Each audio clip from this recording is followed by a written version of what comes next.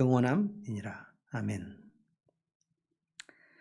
창세기를 끝나고 이제 고린도후서에 들어갔는데 우리 고린도 교회에 고린도 전서와 후서가 있습니다. 고린도 전서, 후서 두 번의 편지, 그 사이에 또 하나의 편지가 있습니다.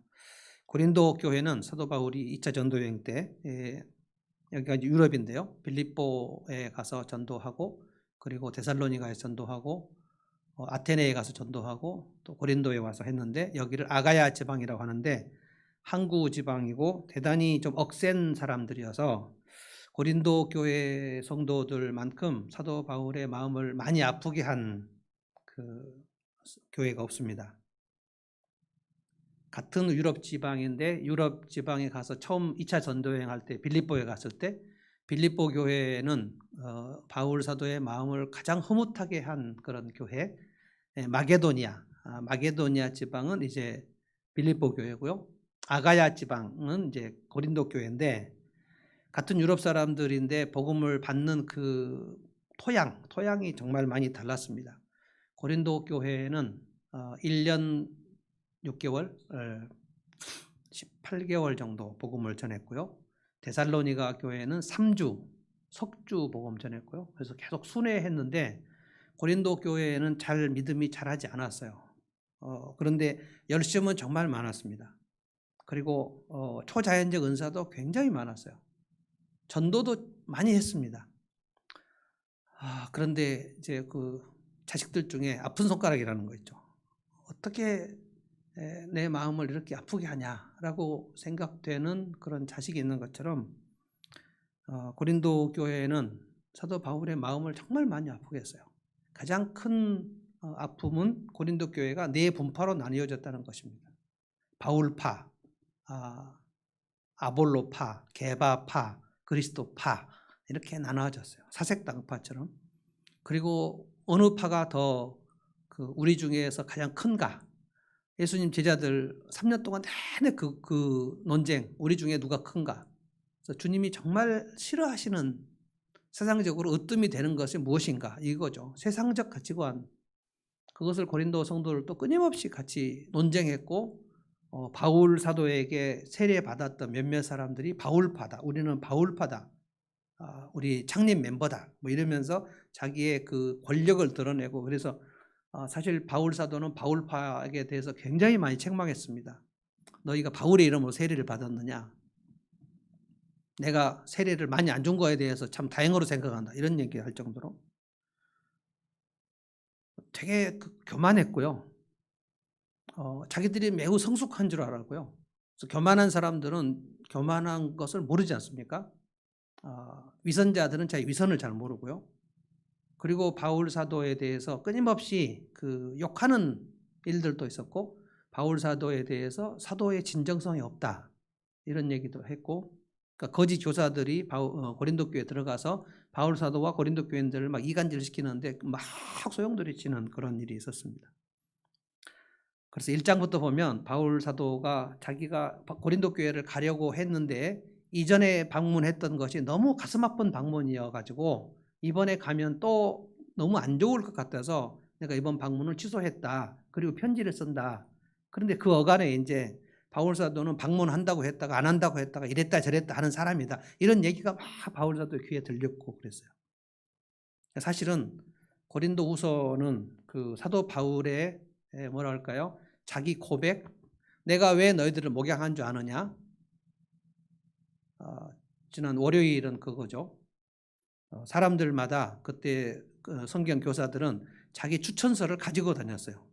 그래서 이 종은 뭐 얼마나 능력이 많고 얼마나 설교를 잘하며 어디에서 공부를 했고 뭐 이런 우리로 말하면 명함 같은 걸 들고 다니면서 어떤 교회 이제 순회 교사들이죠. 순회 교사로 그 교회에 가서 설교하면서 난 이런 사람입니다 하고 추천장을 내밀고 막 그랬어요. 그것을 고린도 교회가 바울 사도에게 뭐라고 했냐면 바울 사도는 왜 추천장도 안 갖고 다니고 뭐 이렇게 내놓을 것도 없는가 이런 오해도 막 하고 그랬거든요. 그래서 바울 사도가 고린도 후서 서두에 내가 다른 사람들처럼 추천장을 꼭 가지고 다녀야 되겠냐? 내 추천장은 바로 너희들이다. 그래서 너희가 그리스도의 편지다. 이 편지라는 것은 그 외국에서 추천서를 쓸 때 레터라고 그러거든요. 그러니까 너희가 내 추천장이다. 너희가 예수 믿고 너희가 달라진 그 모습이 내가 사도임을 증명하는 추천서가 아니냐. 내가 꼭 추천서를 갖고 다녀야 되겠냐. 나는 사람들이 생각하는 그런 추천서 이런 평판에 나 그렇게 휘둘리고 싶지 않다. 주님이 나를 인정하시면 나는 된다. 뭐 이런 얘기를 막 해야 될 만큼 고린도후서는 되게 바울 사도는 그 교인들에게 몰리고 있는 상황이에요. 만약에 목회적 상황이라면 대단히 목회가 어려운 그런, 그러니까 많은 성도들이 그 목사를 따르지 않고 비난하는 그런 상황에서 설교를 해야 되는 그런 입장. 정말 목사들이 정말 피하고 싶은 그런 상황입니다. 그런데 이제 예수님 믿고 이 사람들 예수 믿었는데 예수님을 믿기는 믿지만 그 복음을 깨닫는 정도가 너무 미미해서 그래서 너희들은 그리스도 안에서 어린아이 같은 수준이다. 거의 안 믿는 사람들처럼 보인다. 너희들은 육에 속한 자들 같이 보인다. 그래서 정말 믿음이 안 자라는 성도들. 근데 자기들은 믿음이 엄청 많다고 생각하는 성도들. 이들에게 지금 보내는 편지입니다. 오늘 이 4장은 예수를 믿는다는 것은 무엇인가를 복음의 빛으로 설명했습니다. 예수를 믿는다는 것은 그 캄캄한 어둠 속에 빛이 비치는 것 같다. 복음이 우리 안에 들어올 때, 복음은 뭡니까? 복음은 예수님의 죽으심과 부활인데 그 복음을 내가 받아들인다는 것은 그 예수님을 나를 위해 죽이시고 나를 위해 살리셔서 나에게 죽음으로 가고 있는 영원히 죽어야 되는 나를 다시 살리셨다는, 왜 그랬는가? 하나님이 너를 사랑하셨기 때문에 예수님을 보내셨다. 그래서 하나님이 너를 사랑하셔, 너를 돌보셔, 너를 포기하지 않으셔. 이것이 복음이거든요. 그 인생에게 복음의 빛이 비춰지지 않는 모습, 그 모습은 캄캄한 것입니다. 캄캄한 암흑 같은 소경처럼 아무 빛이 없는 그런 상태인데 빛이 비추시는 거죠. 빛이. 이것이 오늘 우리가 찬송 마지막에 한 내 영혼에 햇빛이 비쳤다. 그래서 그 영광을 보니까 찬란한데 어떤 이 세상 빛보다 비추다. 그래서 내 영혼에 노래가 생겼고 내 영혼에 희락이 생겼고 내 영혼에 봄날이 생겼다. 이 찬송 우리 마지막에 한 번만 더 해보려고 생각합니다. 오늘 6절 말씀을 한번 볼까요? 6절 우리 개역성경이나 새번역 갖고 계신 것대로 한번 읽어보시죠. 다 같이 우리 하늘문 TV로 보시는 성도님들, 여기 본당에 있는 분들 한번 다 같이 한 목소리 읽어보겠습니다. 6절입니다. 시작. 어두운 데에 빛이 비치라 말씀하셨던 그 하나님께서 예수 그리스도의 얼굴에 있는 하나님의 영광을 아는 빛을 우리 마음에 비추셨느니라. 제가 한번 다시 읽어볼 테니까요. 명확하게 거기 이렇게 저는 하이라이트 쳐놓고 지금 읽었습니다. 어두운 데에 빛이 비치라 말씀하셨던 그 하나님께서 예수 그리스도의 얼굴에 있는 하나님의 영광을 아는 빛을 우리 마음에 비추셨느니라. 이것이 예수 믿는 거라는 거예요. 예수 믿는 것은 빛을 비추시다. 예수의 얼굴 안에 있는 하나님의 영광의 빛을 우리에게 비추신 것.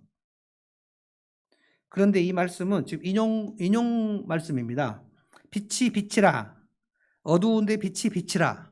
이거 창세기 1장에 하나님께서 천지창조 첫날 얘기하신 것을 그 천지창조 첫날 창세기 1장 3절에 뭐라 그랬죠?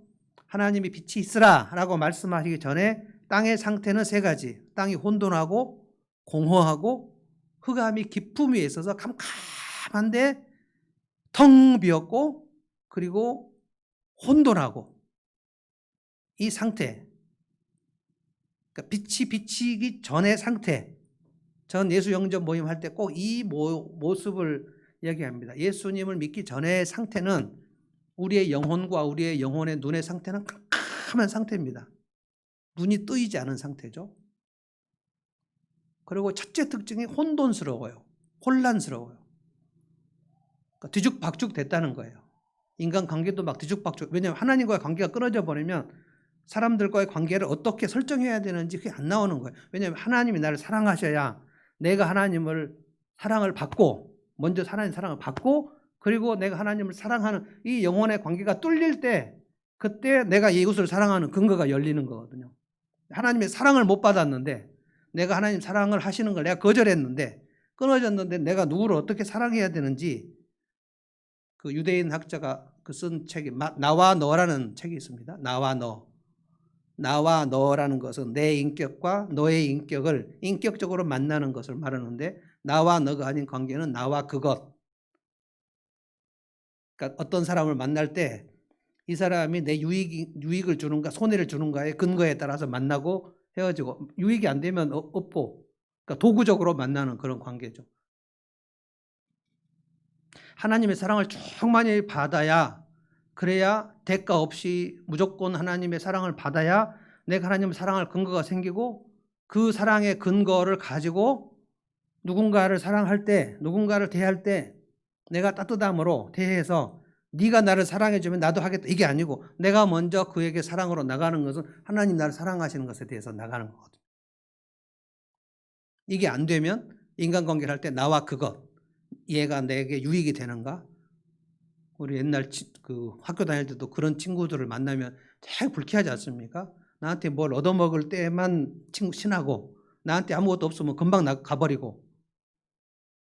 근데 이걸 결혼관계도 그런 식으로 하고, 물론 직장 동료는 거의 대부분 이런 관계로 만날 수밖에 없어요. 이익 집단이라고 하죠. 그런데 가족이나 부부나 자식이나 교회나 이런 관계는 이익 집단이 아닙니다. 그런데도 여기도 그렇게 관계를 맺는 사람은 하나님의 사랑에 대해서 끊어진 상태, 그러니까 캄캄한 상태, 혼돈한 상태. 근데 사도 바울은 지금 천지창조의 첫날 빛이 있으라 라고 말씀하시는 것과, 어떤 사람 예수 믿기 전에 캄캄한 상태에서 예수를 믿게 된 복음의 빛이 비추는 것을 좀 똑같은 것으로 얘기했다는 거예요. 천지창조 첫날과 예수 믿은 첫날은 똑같다. 바울 사도가 얘기하는 건 뭐냐면, 너희가 지금 이 빛을 받은 거 아니냐, 너희가 이 복음의 빛을 받은 거 아니냐, 예수 믿었으니까. 그런데 왜 그렇게 어둠침침하게 사냐, 혼돈스럽고 공허하고 캄캄한 상태로 사냐. 그러니까 이게 이론적으로는 하나님 빛을 비추면 그 사람이 캄캄한 데서 밝은 빛 가운데로 나오는 것이 이론상 맞는 것인데, 실제 어떤 사람이 캄캄한 상태에서 빛 가운데로 나올 때 그 캄캄한 데서 빛으로 나가면 그 눈이 부셔서 다시 그 어둠 속으로 들어가고 싶어요. 그래서 나왔다 들어갔다 나왔다 하니까 실제로 밝은 빛 가운데로 계속 나가게 되는 경우는 그렇게 많지 않고, 빛으로 가는데 거기에 많이 가리워지는 일들이 있어가지고 다시 어두워지고 다시 어두워지고 한다는 거예요. 사도 바울은 그 자기 인생의 복음의 빛이 비춰졌던 그 간증을 굉장히 중요한 자기 분기점으로 얘기했습니다. 사도행전에 그 사도 바울이 다메섹으로 가는 도중에 하늘에서 빛이 비춰서 예수를 영접하게 된 그 사건이 3번 나옵니다. 사도행전 9장에 나오고요, 22장에 나오고요, 26장에 나오고요. 내가 어떻게 어둠 속에 다니다가 빛이 비쳤냐를 얘기하는데, 마지막 그 아그리빠 왕 앞에 가서 자기의 얘기를 할 때, 그때는 이제 죄수의 신분인데, 뭐 인간적으로 보면 앞이 캄캄한 상황인데 아그리빠 왕 앞에서 내가 어떻게 지금 빛 가운데로 가게 되었는가, 그때 빛이 비쳤을 때 어땠는가를 얘기하는데, 뭐라 그러냐면, 내가 다메섹으로 가는데 호련히 갑자기 하늘에서 해보다 더 강한 빛이 나를 둘러쬐서 내가 쓰러졌다. 그래서 3일 동안 눈이 감긴 상태에 있었거든요. 그런데 그 쓰러진 상태에서 예수님께서 부르시죠. 내가 너를 앞으로 내 종으로 쓰려고 한다. 너는 왜 나를 핍박하냐? 사울아, 사울아. 그때 사울이죠. 청년 사울. 그때 예수님 만난 사건을 빛이 비친 것으로 얘기한 거예요. 빛이 비친. 그 전 상태, 청년 사울이 예수님 만나기 전 상태는 뭡니까? 그때는 정말 그 율법주의로 가득해가지고 자기의 그 학벌이 뭐냐, 가말리엘이라는, 우리로 말하면, 요즘으로 말하면 서울대나 하버드의 가장 유명한 교수님의 수석 문화생, 뭐 이런 겁니다. 굉장한 자부심. 그런데 그 사람들, 율법학자들의 타겟은 예수 그리스도의, 예수의 무리들이 이스라엘의 신흥 종교 같은 거예요. 이 이단 세력들을 무찔러야 된다라고 얘기하는 율법 랍비들의 강력한 그런 공감대가 있었습니다. 예수 믿는 저 집단은 신흥 종교다. 사이비 집단이니까 없애야 된다. 그럴 때 이제 청년 사울이 그 가말리엘에게서 학문을 받고 율법을 아는 상태에서 자청해서 대제사장에게 다메섹에 있는 크리스찬들을 내가 전부 다 체포하고 잡아 죽이기로 가겠다. 그래서 다메섹으로 가는 도중이었거든. 그러니까 내가 얼마나 그 율법에 탁월한 사람이며 내가 얼마나 하나님께 충성스러운 사람인가. 그것을 사도 바울은 빌립보서에서 나중에 예수님 알고 나서 내가 그렇게 중요하게 생각했던 가치관은 배설물 같은 거였다. 아무것도 아닌 거였다. 세상에서 내가 좀 이름을 내고 드러내고 내가 누구인가를 증명하려고 했던 이런 것들은 정말 이건 배설물 같은 거였다. 근데 복음의 빛을 받지 못하는 상태에서는 그거밖에 없는 거죠. 내가 누구인가를 증명하는 거예요. 인생이 다 그거 아닙니까? 내가 누구인가. 특별히 이렇게 남자들은 그게 엄청납니다. 내가 누구인가를 증명하겠다. 비즈니스를 할 때 돈을 버는 것도 목적이지만 돈을 벌고 내가 내 파트너를 무릎 꿇히고 그래서 그가 쩔쩔매게 만들고 이런 그 지배력 뭐 이런 것들을 남자들은 엄청 중요하게 생각합니다. 사도 바울은 그 생각을 하고 있었는데 그 어두운 생각, 흑암의 생각하고 있었는데 하늘에서 해보다 더 강한 빛이 비쳤다는 거예요. 엄청난 광채가 비쳤다는 거예요. 그래서 그때 깨달아서 자기 삶이 완전히 달라져 버렸다.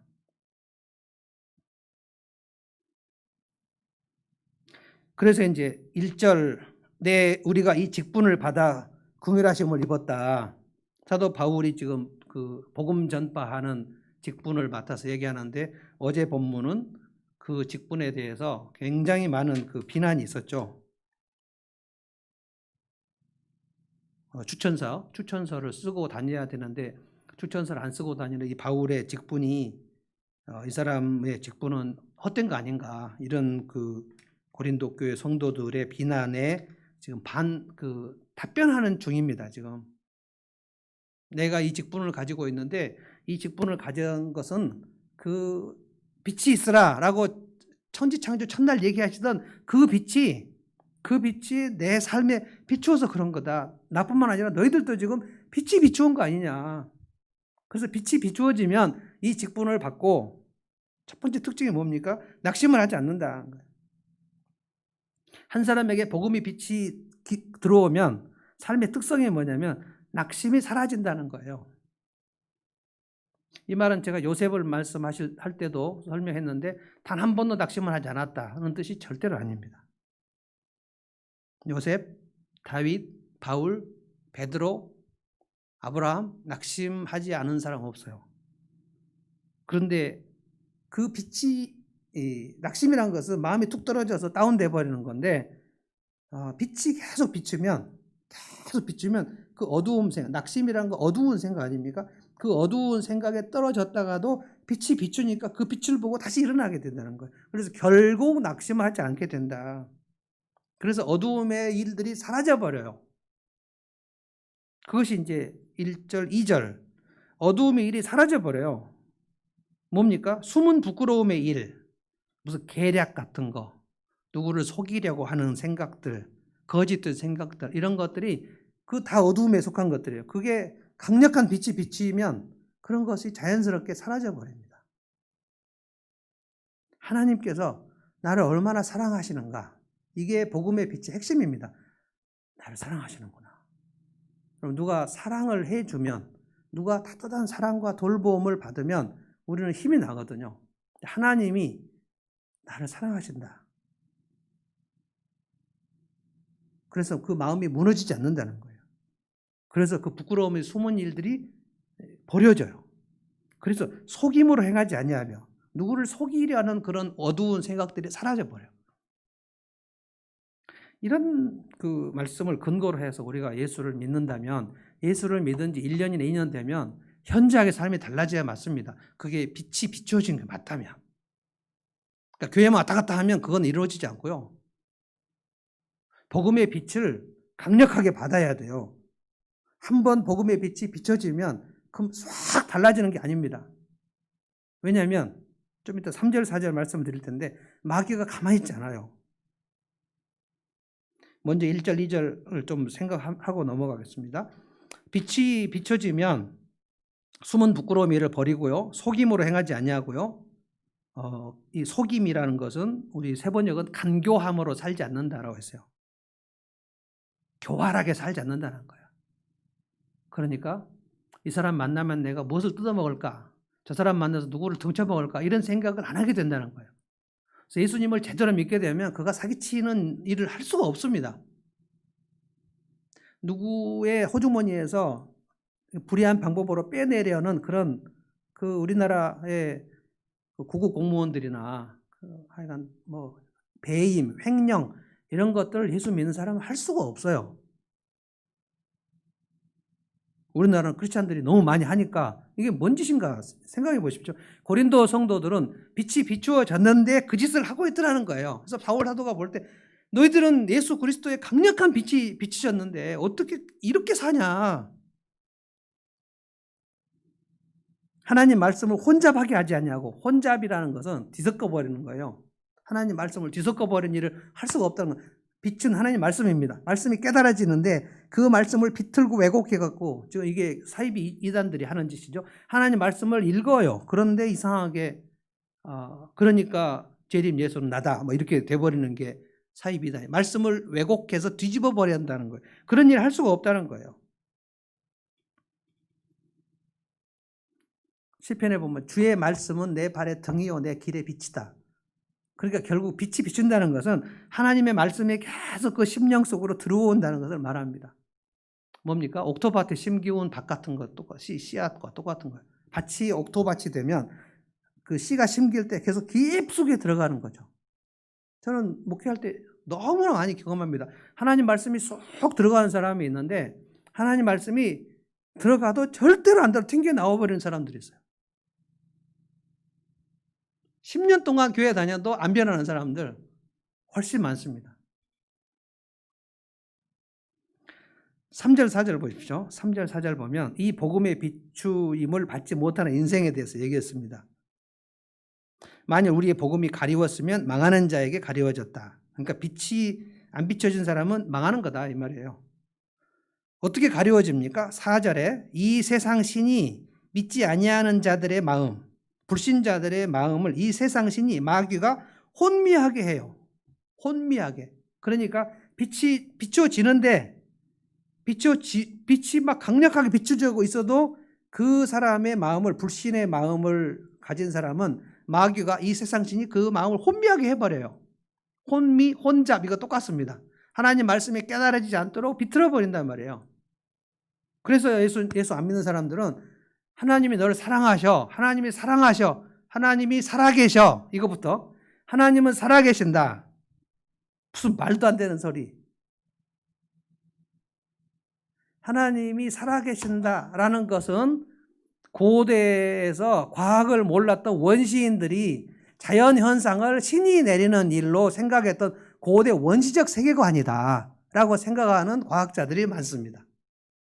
그러니까 그 사람들의 얘기로 하면 우리는 다 원시적 세계관에 살고 있는 거예요. 그냥 자연 세계가 일어나고 막 번개가 번쩍하고 막 천둥이 치고 그러면 하나님이 하셨구나라고 놀라는 원시인들이 가지고 있는 생각을 우리는 지금 가지고 있다. 그러면 삶도 되게 원시적으로 살아야 되고 그 삶이 그렇게 하나님이 살아계시는 것을 믿는 원시적 세계관으로 살면 되게 원시적이고 미숙하게 살아야 되는데 하나님이 살아계신다. 그 하나님이 너를 사랑하신다. 그 하나님이 너를 돌보고 계셔. 그리고 지난날도 다 돌보시고 오늘도 돌보시고 내일도 돌보실 거야.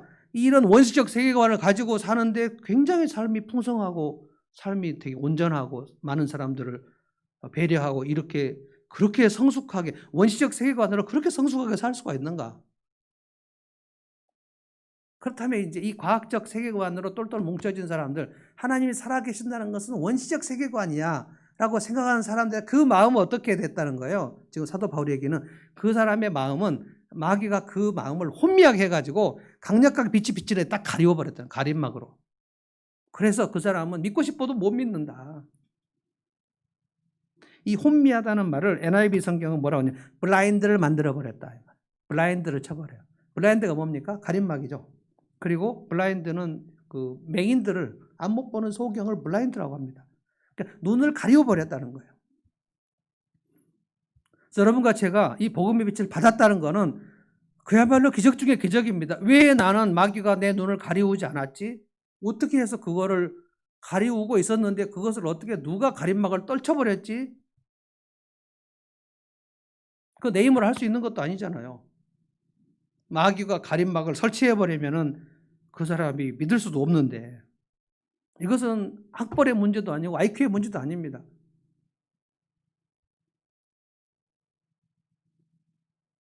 그런데 4절이 신자로 산다 할지라도 이런 현상이 있을 수 있습니다. 복음의 빛이 가리워지는 현상은 신자들 사이에도 있습니다. 지금 고린도 성도들의 이 증상을 지금 얘기하고 있어요. 고린도 성도들의 믿음이 안 자라는 것은 뭐냐면 마귀가 와서 너희들의 눈을 자꾸만 가리워서 그래. 우리가 생각할 때 사도 바울만큼 멋진 사도가 어디 있습니까? 그런데 눈이 가리워지니까 어떻게 생각해요? 저 바울은 거짓 사도일 거야 라고 여겨지는 거예요. 그게 요즘에 우리가 유행하는 가짜 뉴스라는 겁니다. 진실은 가짜로 생각되고 가짜는 진실로 생각되는 그 증상이 고린도 교회 성도들에게 있는데 그것은 복음의 빛이 비춰질 때 마귀가 그 마음을 가리우지 않으면 그런 현상이 안 생긴다는 거예요. 마귀는 지금도 우리에게 얼마나 많이 이 일을 하는지 몰라요. 열심히 좀 믿어보려고 하는 사람에게 하나님의 말씀을 들을 기회를 없애버리는, 예배를 올 수 있는 기회를 차단해버리는, 기도를 좀 하려고 하면 기도하는 모든 시간의 상황, 여건을 흩어버리는 그런 일들은 여지없이 마귀가 하는 거거든요. 정말 초신자들이 예배로 오는 그 길은 정말 멀고 험합니다. 엄마 차에서 산발리예요. 오려고 하면 무슨 일이 생기고 오려고 하면 무슨 일이 생기고 애가 아프고 갑자기 가게가 막 문제가 생기고 갑자기 누군가가 나 도와달라 그러고 도저히 거절할 수 없는 사람이 와갖고 얘기를 하고 그래서 다시 빛이 오는데 누군가가 가림막을 쳐가지고 다시 침침해진 상태로 돼버리는 거예요. 빛을 막아버리니까. 마음이 다시 어두워지고요. 캄캄해지고요. 스스로 캄캄해진 상태가 또 좋고 그래서 복음을 우리가 들을 때 계속 들어야 돼요. 마치 못을 한번 땅 치면 쏙 들어가는 게 아니지 않습니까? 한번 딱 치고 제가 뭐 드릴 예화는 아닙니다만 전 못을 치면 막 못이 튕겨 나가버리기 때문에 그냥 계속 박아야죠. 그 못이 완전히 박힐 때까지 계속 쳐서 땅땅땅땅 칠 때까지. 근데 한번 딱 박아놨는데 못이 조금 흔들리지 않습니까? 근데 마귀가 와서 확 빼가버려요. 그럼 못을 분명히 박았는데 어디 갔지? 못이 없어져 버렸네. 그런 경우가 정말 많더라는 거예요. 지금 사도 바울은 고린도 성도들에게 너희들은 신자인데도 이 세상 신이 와갖고 너희 눈을 가려버렸다. 바울이 지금 이 말을 할 때는 정말 민망한 상황입니다. 내가 진짜 사도인 거 넌 그렇게 모르겠냐? 내가 네 엄마야. 아줌마 왜 나한테 자꾸 엄마라 그래요? 내가 네 엄마라고 이 얘기를 이제 해야 되는 상황. 저 아줌마 이상하네. 애들이 다 이러고 있는데 엄마는 내가 너를 낳았다고. 누가 와서 그 얘기를 했을까요? 이상한 아줌마가 와가지고 애들한테 저 아줌마 네 친엄마 아니야. 너희들 지금 납치해 가려고 그래. 이 얘기를 해버려가지고 그 애들하고 친엄마하고 사이 이간질 시켜버리는 이게 지금 마귀가 날마다 하는 일입니다. 7절을 보십시다. 7절을 보면 복음의 빛이 비춰주면 이 보배를 질그릇에 가졌는데 내 삶은 질그릇인데 보배를 가졌어요. 그래서 복음의 빛이 비춰주면 그 소중해집니다. 내 삶이 소중해져요. 복음의 빛이 비춰지면 내 삶이 소중해져요. 어두운 일은 사라지고요. 뭐 간교한 일이나 사기치는 일이나 이런 일들은 사라지고 그 가림막이 없고 빛이 계속 비춰지면 그래서 여러분이 설교 말씀을 들어야 되고 하나님 말씀을 읽어야 되고 그 말씀을 암송해야 되고 그래서 계속 그 빛을 받아야 돼요. 그 빛은 하나님의 말씀입니다. 말씀은 복음이고 복음은 핵심은 하나님이 너를 사랑하셔. 너를 버리지 않아. 너는 혼자가 아니야. 너를 버리지 않아. 너를 택하셨어. 이게 그래서 너를 사랑하는 증거로 예수를 보내셔서 너 대신 죽이셨어. 그리고 살리셨어. 너는 영생을 얻을 거야. 헤매지 마. 방황하지 마. 두려워하지 마. 이게 빛입니다. 이 빛의 말씀을 계속 빛이 오도록 문을 열고 커튼을 열고 빛이 비추도록 사도 바울은 이제 그 일을 했다는 거예요. 그 일을 하고 이 말씀을 한 겁니다. 7절에 우리가 이 보배를 질그릇에 가졌으니 자기 삶을 질그릇이라는 거. 우리는 질그릇입니다. 우리는 흙으로 만든 토기가 질그릇이죠. 우리는 다 질그릇이에요. 흙으로 만들어져서 그래서 깨지기 쉬워요. 부서지기 쉽고요. 쇠그릇, 놋그릇, 은그릇, 금그릇 이런 그릇들이 그냥 떨어지면 깨집니까? 땡땡땡 하고 안 깨지죠. 그런데 흙으로 만든 그릇은 턱 하면 깨져버리죠. 그래서 깨지기 쉬워요. 운반 취급주의. 우리의 삶은 취급주의. 그 뭡니까? 저기 이삿짐 할 때 그 유리로 된 박스는 항상 거기다가 취급주의. 영어로 프레자일. 프레자일 빨간 글씨 딱 붙이면 이거는 취급을 주의해야 된다. 우리 인생은 다 취급주의예요. 질그릇 같아. 흙으로 만든 요즘에 이용하는 말로 하면 흙수저. 흙수저들이에요. 흙수저. 그런데 흙으로 만든 그릇 정말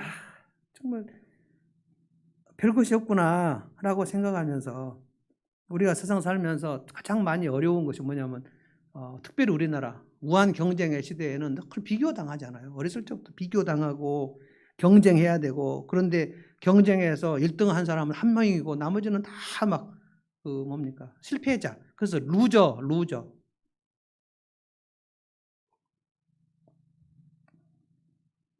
열등감이 많고 그래서 나는 보잘것없어. 나는 진짜 비참하구나. 그래서 흙수저라는 그 말이 누가 흙수저 출신이다라는 말. 그래서 나 스스로를 볼 때 그렇게 마음이 무너지고 깨지고 막 이러는데 복음의 빛이 들어왔을 때 그 복음의 빛으로 들어와서 보니까 질그릇인데 그 안에 보물이 들어있더라는 거예요. 그 보물은 영생이죠. 그 보물은 하나님의 사랑입니다. 그래서 그 보물을 발견하니까 이 보배를 질그릇에 가졌으니 내가 보물을 가지고 있구나. 그래서 자존감이 올라가는 거예요. 내 삶이 소중해져요. 그래서 복음을 진짜로 깨달으면 그 사람이 절대로 자살할 수 없어요. 크리스찬들 자살하는 사람들은 제가 볼 때 그 복음의 빛을 계속 비추기를 언젠가 거부했거나 성경 읽기를 끊었거나 설교 듣기를 끊어버렸거나 아니면 자기 맘대로 뭐 인터넷 쇼핑하듯이 설교를 돌아다니다가 에이 뭐 별 볼 일 없네. 설교를 들어도 아무 소용없네. 기도를 해도 아무 소용없네. 이런 냉소주의가 생기기 딱 십상입니다. 인터넷 쇼핑 크리스찬들 조금만 지나면 그 사람들은 그냥 질그릇같이 깨져버립니다. 이 공동체, 강력한 공동체가 있지 않으면 다 깨져버리거든요. 그래서 복음이 빛이 확 계속 비추는 그 작업. 사도 바울이 다메섹 도상에서 빛을 비추임을 받고 바울 사도는 이 빛을 계속 비추임을 당해야 되는구나. 그래서 하나님 말씀을 계속 쫓아갔기 때문에 사도 바울은 그 1차, 2차, 3차 전도여행을 할 때 그렇게 힘들지만 곤고하지만 일어날 수 있어요. 안 쓰러지다는 게 아닙니다. 낙심 안 했다는 게 아니에요. 다시 일어날 수 있어요. 자부심. 내가 예수 그리스도의 택함을 받은 사도다라는 자부심. 갈라디아서 1장에 보면 얼마나 열이 받았는지 인사말도 없어요. 갈라디아 1장 1절은. 사람들에게서 택한 것도 아니고 누군가에 의해 추천받은 것도 아니고 하나님으로부터 받은 나 사도 바울은 열받았다는 뜻입니다. 갈라디아가 1차 전도여행 하던 그 첫 번째 사역인데 그때 얼마나 사도 바울이 사도권의 공격을 받았는지 네가 언제 예수님을 3년 따라다녔냐? 베드로처럼 뭐 예수님의 뭐 부활을 목격했냐? 죽으심을 목격했냐? 한 번도 안 따라다니고 네가 무슨 사도라고 그러냐? 그 얘기에 끊임없이 시달렸어요. 오늘날로 말하면 목사인데 정규 3년 신학교를 졸업하지 않았다. 네가 언제 신학교를 졸업했냐? 신학교 졸업 안 했는데 목사가 된 그런 경우일까요? 영국은 신학교 졸업 안 하고 목사 되신 분들 되게 많습니다. 근데 대단히 훌륭한 제가 좋아하는 마틴 로이드 존스 신학교 안 갔습니다. 그러니까 교회에서 특별히 그 침례교는 훨씬 더 그런 전통이 많아요. 스펄전 목사님도 신학교 안 갔습니다. 그러니까 신대원을 졸업해서 MDB라는 코스를 한다는 것이 뭐 옛날 무슨 초대 시절에 무슨 MDB가 있고 신학교가 있어요. 뭐 디모데는 신학교 다녔나요? 근데 바울 사도는 네가 사도냐? 예수님 직접 따라다녔냐? 뭐 예수님만 직접 말씀 들은 거 있냐? 그래서 그 사도 바울이 무슨 얘기를 했냐면 내가 다마스크에서 예수님을 만나고 난 다음에 그것도 그냥 간증이지 뭐 누가 그때 따라다니는 사람들이 얘기했다 해도 그게 뭐 누가 뭐 객관적으로 증명할 수 있냐라고 얘기할 수 있는 그런 사건이 간증이에요, 간증. 근데 갈라디아에서 뭐라고 했냐면 내가 예수님 만난 이후에 3년 동안 예수님이 아라비아 사막에서 나를 가르치셨다. 이런 신비한 얘기를 합니다. 아무도 안 믿었을 거예요. 예수님이 12제자 3년 복음 공생애 때 가르친 그만큼 바울 사도가 아라비아 사막에서 3년 동안 주님의 계시를 들었다. 뭐 이런 고백이 나와요. 그 당시에 아마 믿기 어려운 일이었을 거예요. 부활하신 예수님이 너만 데리고 혼자 개인 교습했다고 받았다고 막 이런 얘기를 하는 거예요. 이 빛이 강력하게 비치지 않았으면 사도 바울은 사역을 영위할 수가 없어요. 그런데 빛이 비추니까 자부심이 생기고 내 삶이 얼마나 소중하구나. 그래서 7절에 능력의 힘이 큰 것이 내 안에 있지 않냐고 하나님께 있구나라는 것. 그걸 깨달아요. 그러니까 내 삶이 얼마나 소중한지 8절부터 보면 엄청난 우겨쌈을 당해도 흔들리지 않고요. 답답한 일을 당해도 박해를 받아도 누가 나를 거꾸로 때린다 할지라도 나는 일어날 수 있다. 왜 그렇습니까? 나는 지금 보물 운반자다 하는 거예요. 나는 질그릇만 있는 게 아니고 내 안에 보물이 있다. 이 비추임을 받으면 그런 힘이 생기는 거예요. 고린도서 1장에 보면 내가 얼마나 많은 환난을 받았는지 너희가 아냐? 너희가 알았으면 좋겠다. 에베소에서 내가 힘에 지나는 고난을 받았고 마음에 사형 선고받을 이제는 끝이구나. 여기서 끝이다. 라고 생각되는 시간도 나한테 있었다. 그런데 그때 내가 깨달았다. 나 자신을 의뢰하지 않고 죽은 자를 살리신 하나님을 의뢰하는 것을 그때 깨달았다. 이것은 뭡니까? 절대 너를 포기하지 않겠어. 절대 너를 버리지 않겠어. 너는 내 자식이야. 내 종이야. 이런 정체성이 확 생겨버렸다는 거예요. 나는 의미가 있구나. 지금 이 길을 걸어가도 의미가 있구나. 그게 생겼어요. 그래서 맨 마지막입니다. 16절에 보면 뭡니까? 복음의 빛이 비추니까 겉사람은 낡아지나 우리의 속사람은 날로 새로워진다. 이게 되는 거예요. 제가 이번 주일에 이 말씀 내일 본문 가지고 이번 주일 설교하려고 좀 준비하고 있습니다. 우리의 마음은 든든하다. 나는 지금 이제 죽어도 여기서 천막이 무너져도 여기서 천막이 무너진다는 게 내 인생이 끝난다는 거예요. 순교를 해도 하늘엔 영원한 집이 내게 있다. 나는 든든하다. 이게 복음의 빛이 비추어진 사람들입니다. 그래서 절대로 계속해서 쓰러져 버리지 않아요. 일어나요. 엄청난 그 능력입니다. 복음의 빛이라는 것은. 제가 오늘 여러분들에게 이 추석을 준비하면서 여러 시댁들과 그리고 어르신들과 갈등이 있고 제가 지금 갈등이 있는 분들 얘기도 지금 듣고 있습니다. 또 상담도 하고 있고요. 많은 비난도 있습니다. 우리에게는 오해도 많이 있습니다. 무슨 경제적으로도 착착 풀리는 것도 아닙니다. 굉장히 많은 어려움들이 있어요. 그래서 마치 박해를 받는 것 같아요. 그러나 한 가지밖에 없어요. 그 대안은 우리에게 마치 천지창조 때 빛이 있으라 라고 하신 그 빛이 내 속에 언제 그때 빛이 비추어져서 나는 그때 내 안에 빛이 비추어졌어요 라는 간증, 사도 바울이 3번이나 했던 그 간증, 하늘에서 해바다가 빛이 비추어져서 내가 어둡고 혼탁하고 혼미하게 살았었는데 그래서 빛 가운데로 내가 나왔어요. 그래서 지금 계속 하나님 말씀을 비추니까 내가 지금 환난을 받거나 어려움에 처했다 할지라도 나는 지금 일어나요. 나는 내 삶은 되게 소중하다고 나는 믿어요. 그리고 내 속사람은 날로 새로워요. 우리가 비록 나이가 많아서 늙어진다 할지라도 그리고 어떻게 무슨 사고를 당해서 지금 있는 현재 내 신체 중에 일부가 없어진다 할지라도 그래서 정말로 나는 왜 이렇게 많은 사람들이 볼 때 나는 왜 이렇게 불구가 되어버렸을까? 라는 생각이 드는 시간이 온다 할지라도 거기서 다시 일어날 수 있는 것은 그 주님의 빛, 복음의 빛이 강력하게 비추는데, 주님, 어떤 마귀 자식도 내게 주님이 빛을 비추실 때 그냥 가림막을 치지 않도록, 우리 초신자들 위해서 우리 기도할 때 주님, 저 사람이 주님 앞에 나오는 빛을 비추임을 받는 그 길에 절대로 이 세상 신이 가림막을 치지 않도록, 지금도 수없이 하고 있는 일입니다.